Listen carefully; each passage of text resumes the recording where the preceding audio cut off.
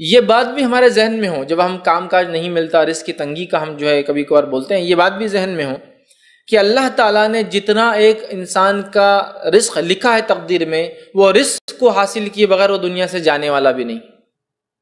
جو رزق اللہ نے میری تقدیر میں لکھا ہے وہ رزق مجھ تک پہنچنا، اس لیے کہ وہ پہنچے بغیر میں دنیا سے جانے والا بھی نہیں ہوں، موت بھی نہیں آتی انسان کو۔ نبی اکرم صلی اللہ علیہ وسلم فرماتے، ابن ماجہ کی روایت، آپ نے فرما رکھا، بے شک کوئی شخص اپنا رزق پورا کرنے سے پہلے ہرگز فوت نہ ہوگا، کوئی بھی شخص اپنا رزق پورا کرنے سے پہلے مرتا نہیں ہے، فوت نہیں ہوگا۔ پھر آپ نے فرمایا اور کہا اگرچہ اس کا رزق اسے کچھ تاخیر سے ملے، مطلب اس کا رزق اسے ملنا ہی ہے، یہ معنی ہے تاخیر سے ملے کا معنی، یہ ملنا ہی ہے، مطلب ایک انسان دنیا سے جب تک نہیں رخصت ہوگا اس کو موت نہیں آئیں گی، کب تک؟ جب تک کہ وہ اپنا رزق نہ پالے جو اس کی تقدیر میں لکھا ہے۔ دین کی بات پھیلانا صدقہ جاریہ ہے، ثواب کی نیت سے ویڈیو کو شیئر ضرور کیجیے۔ جزاک اللہ۔